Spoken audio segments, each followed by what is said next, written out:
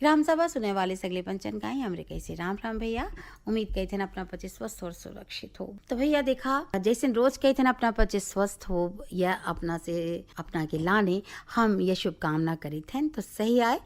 जब अपना पति स्वस्थ रहा तब तो फिर हर काम करे का मन करा थे। तो जब स्वस्थ रह मन खुश रह तो अपना पति जान गए बढ़िया हंस गान तान के मन करी। तो चलिए सुनवाई थे या बढ़िया हंस गान तान। आधी रात लोहेरी तुम आई गली आधी रात लोहेरी तुम आई गली आधी रात लो शाम बेदर्दी हेरी तुम आई गली आधी रात लो शाम बेदर्दी हेरी तुम आई गली आधी रात लो।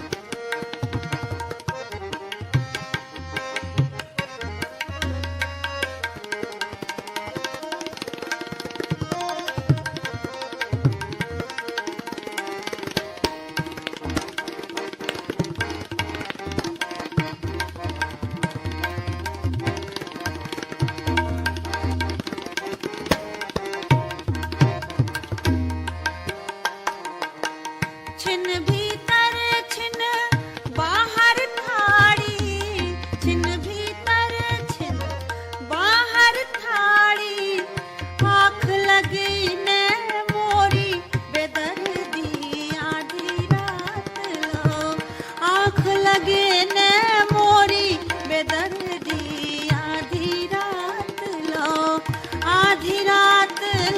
हेरी बेदर्दी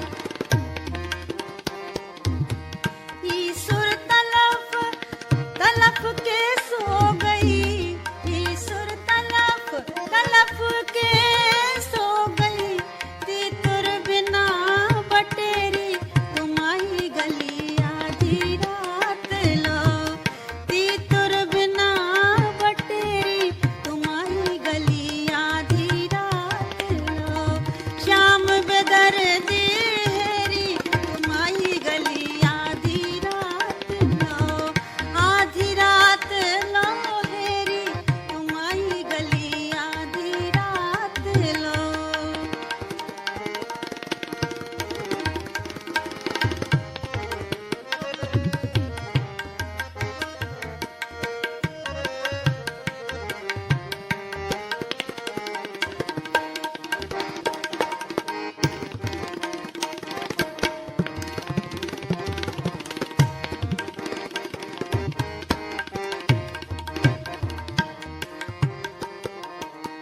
छिन भीतर छिन बाहर थाड़ी छिन भीतर छिन बाहर थाड़ी आँख लगी ने मेरी बेदर्दी आधी रात लो हेरी तुम आई गली आधी रात लो शाम बेदर्दी हेरी तुम आई गली आधी रात लो तुम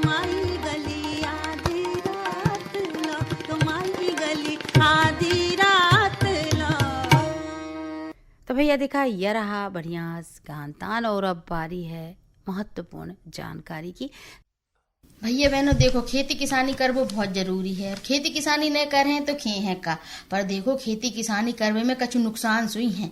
खेत खलियानों में रहते कीड़े काटे और भी काट सुई लेते हैं, तो कीड़े काटे से डर होने भैया। देखो का है, हम गए थे अभी एक जगह कहाँ मंडला, तो उतने मिले हमें एक डॉक्टर भैया। तो हमने भी हमें कछु बता रहे थे कि विषैले जंतु, विषैले जीव जंतु बे काटत हैं तो का होते। तो हमने कही भैया ऐसो करो, हमरे संगे चलो और हमरे सब कृषि जगत सुनने वाले सब रे भैया बहनों है आप जो बताने कि भी जीव जंतु कौन होते हैं, कौन कौन से होते हैं जो काट लेते हैं, तो हमें क्या करने चाहिए। तो सबसे पहले भैया आप हैं doctor Sanjay Srivastava, block medical officer, सामुदायिक स्वास्थ्य केंद्र बीजा डांडी मंडला से हम रेते पे आए हैं। तो आप सभी जी बताए हैं कि विषैले जंतु कौन कौन से होते हैं। हमारे आसपास जो विषैले जंतु हैं उसमें सबसे प्रमुख है सांप, उसके बाद होते हैं बिच्छू, मक्खी, मधुमक्खी और मकड़ी। अच्छा, तो ये सब तो होगा विषैले। तो इनके अलावा भी कछु विषैले जंतु होते हैं। खैर जानवर तो बहुत सारे होते हैं, पर आज हम तो जंतुओं के बारे में बात करें, काय कि हमारे जी खेतों में जेही निगरत हैं और जेही काटत हैं। तो आप जो बताएं कि जो सांप है वो तो बहुत जहरीलो होते है। एक बार कहते हैं कि वो कछु पनिया सुई होते है, तो जे का ऐसे कितने प्रकार के होते हैं जे सांप। जब सांप किसी भी व्यक्ति को काट ले तो सबसे पहले ये पता करने की कोशिश करें कि काटने वाला सांप जहरीला है या नहीं है, क्योंकि दोनों तरह के सांपों को काटने से बनने वाले निशान अलग अलग होते हैं। अच्छा अच्छा, तो जहरीला सांप काटे थे तो वो को निशान कैसे होते हैं। जहरीला सांप काटने के बाद वो 2 विष दंतों के निशान छोड़ता है। अच्छा, और बिना जहर वाले जो सांप होते हैं उसके काटने से दांतों की 2 पंक्तियां छूटती हैं, परंतु विषदंत के निशान नहीं होते हैं। अच्छा अच्छा, तो अब जब बताएं कि जैसे हमारे गांव में तो एकदम से समझ में नहीं आए कि का करें का न करें, और लेके दौड़ते हैं आदमी में झाड़ फूक करवावे, जो का जरूरी है। नहीं, उसमें सांप जैसा काटा है उसमें जितनी देरी होगी उससे उसके मरने के चांस जो है बहुत ज्यादा हो जाते हैं। अच्छा, तो घबराए न और जल्दी से अस्पताल लेके जाएं, डॉक्टर भैया है दिखाएं। और उसमें क्या है कि झाड़ फूक से कोई भी आराम नहीं मिलता है, सिर्फ उसका जो है इलाज ही उसके लिए पर्याप्त रहता है। अच्छा, उसके इलाज से ही व्यक्ति की जान तुरंत बच सकती है। अच्छा अच्छा, तो देरी बिल्कुल नहीं करने चाहिए। बिल्कुल, उसमें देरी ही मौत का कारण बनती है। अच्छा, तो जब बताएं सबसे पहले क्या करने चाहिए। सबसे पहले तो मरीज को शांत रखें। शरीर के जिस अंग पे सांप ने काटा है उसको बिल्कुल भी हिलाए नहीं। ये अंग जितना अधिक हिलेगा जहर उतनी ही जल्दी फैलेगा। जिस व्यक्ति के पाँव में अगर सांप ने काटा है तो उसे संभव हो तो 1 कदम भी पैदल चलना नहीं चाहिए और न ही दौड़ना चाहिए। ऐसी स्थिति में उसे स्ट्रेचर पे लेके अस्पताल जाना चाहिए। अच्छा, और क्या करने चाहिए। सर्पदंश वाले अंग में साफ कपड़े या इलास्टिक की पट्टी से बांध दें। वर्तमान में इसके कम फायदे हैं, लेकिन अगर बांध सके तो अच्छा रहेगा। अच्छा, तो क्या कहते कि बांध देते हैं तो जहर पूरे में नहीं फैले। हाँ, उससे क्या है कि वो अंग हिलता डुलता भी नहीं है, ज्यादा है तो उसमें एक खपच्ची लगा दें। जितना ज्यादा वो अंग हिलेगा उतनी ज्यादा जहर फैलने के चांस बढ़ जाते हैं। अच्छा अच्छा, व्यक्ति को तुरंत ही पास के स्वास्थ्य केंद्र में ले जाएं। हाँ। और सांप की प्रकृति के अनुसार ही उसको जो एंटी स्नेक वीनम इंजेक्शन होता है उसको लगवाएं, क्योंकि उसी से ही मरीज की जान बचेगी और दूसरे किसी चीजों से उसको कोई फायदा नहीं होगा। अच्छा, और कोई घरेलू उपाय है। नहीं, अगर व्यक्ति को दर्द हो रहा है तो पैरासीटामोल गोली दे दें। बर्फ अगर मौजूद हो तो बर्फ को उस सर्पदंश के स्थान पर लगा दें। हाँ। काटे हुए भाग को अच्छी तरह से साफ कर दें। उस स्थान को चूसे वगैरह नहीं, जिससे कि जहर और उसके मुंह में चले जाए तो नुकसान हो जाएगा। अच्छा अच्छा, ऐसा बिल्कुल नहीं करने हैं। बिल्कुल नहीं करना है। तुरंत ही उसको पास के स्वास्थ्य केंद्र में ले जाना है और इंजेक्शन लगवाना है। अच्छा अच्छा, तो अब हम कह रहे थे कि वो बिच्छू से जहरीलो होते है, तो एक ही लाने का करने हैं। बिच्छू अगर काट ले तो बिच्छू की कुछ किस्में ज्यादा ही जहरीली होती हैं, तो दर्द होने पे तुरंत ही पैरासीटामोल की गोली दें और काटे हुए स्थान पे बर्फ रख दें। और सुन्नपन और दर्द जो कई दिनों तक हो सकता है तो उसमें गर्म सेक उपयोगी हो जाता है। लेकिन अगर बच्चों को बिच्छू दंश काट होता है तो वो जानलेवा हो सकता है, इसलिए उसको तुरंत ही अस्पताल में भर्ती कराना चाहिए और ऑक्सीजन वगैरह उसको लगाना चाहिए, क्योंकि सांस लेने में उसमें दिक्कत होती है। अच्छा अच्छा, तो जा तो ही सांप और बिच्छू की बात, अब जा बताएं कि वे मधुमक्खी और ततैया, हाँ। बे सुई जहरीली हो डॉक्टर साहब। हाँ। तो बे अगर काट लें तो क्या करने चाहिए। मधुमक्खी का दंश और ततैया ये ज़्यादा खतरनाक तो नहीं होते हैं, लेकिन इसमें पीड़ा बहुत होती है। कुछ लोगों को इससे एलर्जी हो जाती है और एनाफाइलेक्टिक शॉक हो जाता है, जिससे कि दंश का स्थान जो होता है लाल, गर्म, सूजा हुआ और पीड़ादायक हो जाता है। इसके उपचार के लिए दंश के स्थान पर पुलटिस की सेक करें, उसके डंक को चिमटी से निकाल दें। मधुमक्खी के काटने पर दंश की जगह बीटाडीन से साफ करें। पीड़ा से छुटकारा पाने के लिए एंटीहिस्टामिन गोलियां लें और यदि एनाफिलेक्टिक शॉक के लक्षण दिखे तो अस्पताल में भर्ती कराएं। अच्छा, ऐसा कहते कि मधुमक्खी ततैया काटते तो लोहा घिस लो तो हाँ, अच्छो वो हो जाता पुराना लोग कहते हैं, अब उससे फायदे और ये तो नहीं मालूम, लेकिन तुरंत ही अस्पताल में इलाज कराने से जान बच जाती है। अच्छा, तो जान सुई चली जाए डॉक्टर साहब? हाँ, अगर कई जगह पे ज्यादा मधुमक्खी काट ले तो उससे जान भी चली जाती है। अच्छा, तो एक लाने कछु घरेलू उपाय और नहीं कहते हल्दी मल लो तो उसे का? नहीं, वो तो तुरंत के लिए है, लेकिन उसका इलाज ही अस्पताल में ही होता है। उसके डंक को पहले चिमटी से निकाल दें और तो उसके अपन घर में नहीं निकाल सके? अगर घर में निकाल सके तो निकाल लें, नहीं तो अस्पताल में तो निकालना बहुत जरूरी हो जाता है उसमें। अच्छा अच्छा अच्छा, अब जब बताएं कि मकड़ी आपने कही, मकड़ी सुई भी सैली होत है? हाँ, मकड़ी का भी दंश जो है पीड़ादायक तो होता है, लेकिन ये ज्यादा जहरीले और खतरनाक नहीं होते हैं। लेकिन छोटे बच्चों में अगर मकड़ी का दंश हो जाता है तो वो उसके लिए घातक हो सकता है, इसलिए उनको भी अस्पताल में तुरंत भी भर्ती करा के उनका इलाज। तो जो घर में जो मकड़ियां रहे थे बेसुई काटा थे डॉक्टर साहब?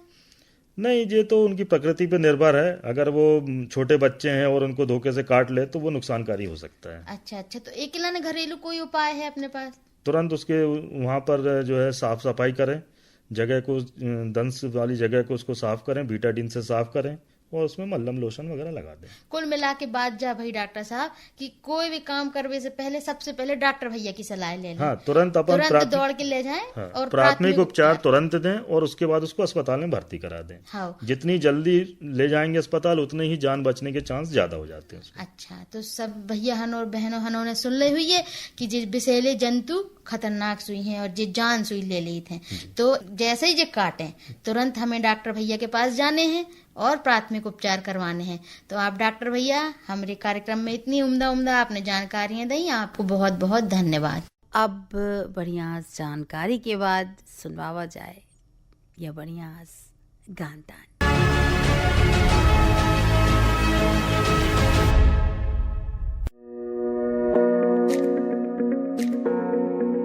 आज भारत का किसान पहले से अधिक सशक्त, समृद्ध और आत्मनिर्भर है।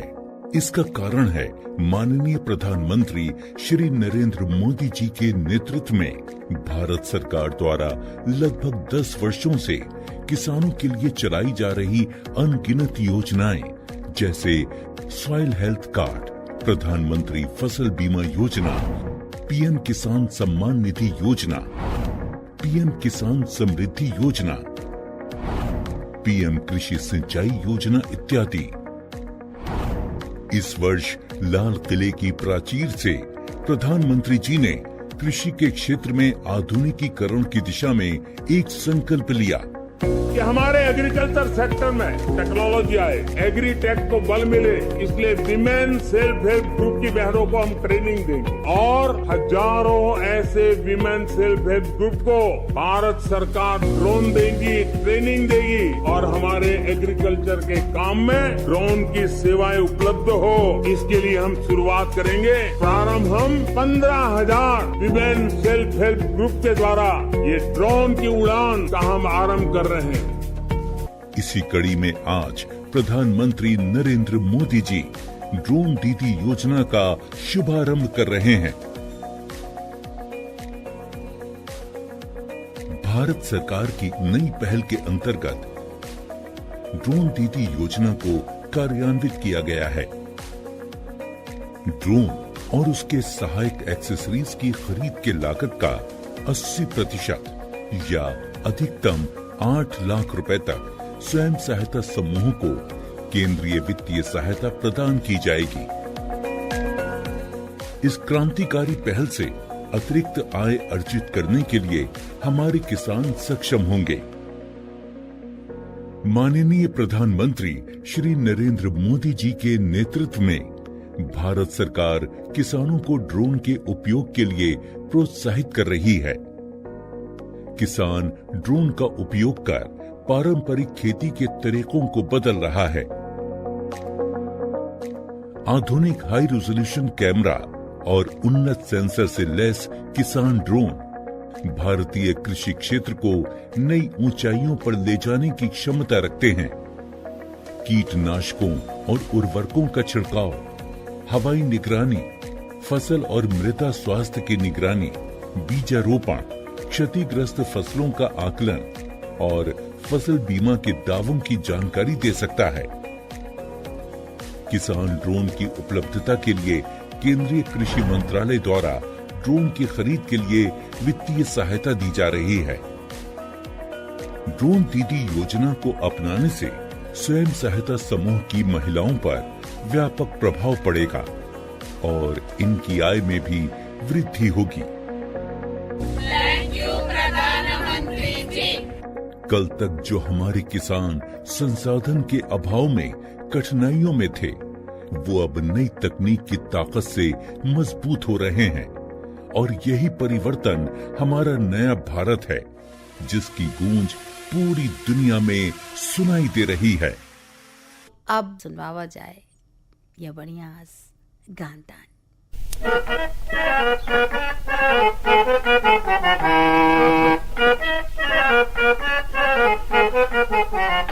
नवा डोलिया में ना, नवा डोलिया में ना, नवा डोलिया में ना, नवा डोलिया में ना, झगड़ा माते हैं बीच गलिया में ना, झगड़ा माते हैं बीच गलिया में ना, हाय रे हाय मुर्गी धुनी करे ना, चढ़ती जवानी ला पानी मारा रे ना, हाय रे हाय मुर्गी धुनी करे ना, चढ़ती जवानी ला पानी मारा रे ना।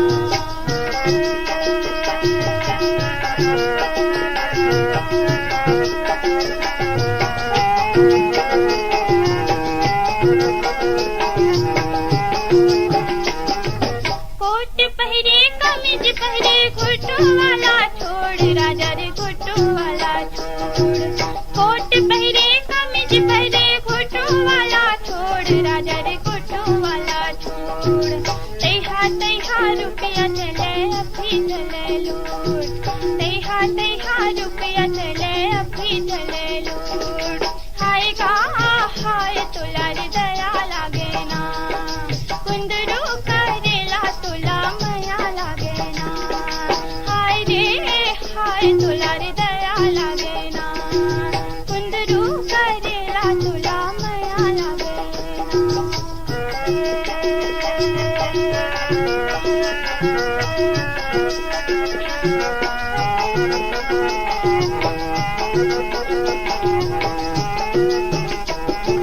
ये उतले पानी मारे ये बुढ़ले करा, राजा रे बुढ़ले करा, ये उतले पानी मारे ये बुढ़ले करा, राजा रे बुढ़ले करा, ये टूरी बरदार भात ये टूरा बरबरा, ये टूरी बरदार भात ये टूरा बरबरा, हाय गा हाय मैं तुम्हारी डूंगना, हंसते बदन ला तुम्हारी डूंगना, हाय गा हाय मैं तुम्हारी डूंगना, हंसते बदन ला तुम्हारी डूंगना।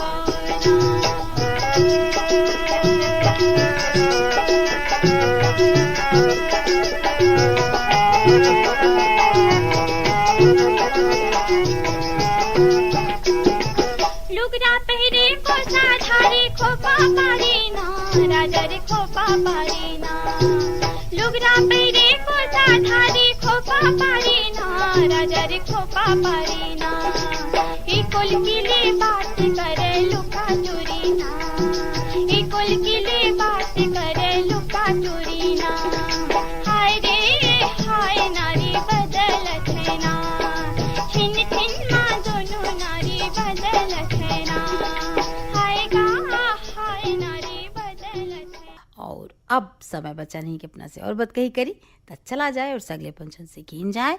जय जवान जय किसान।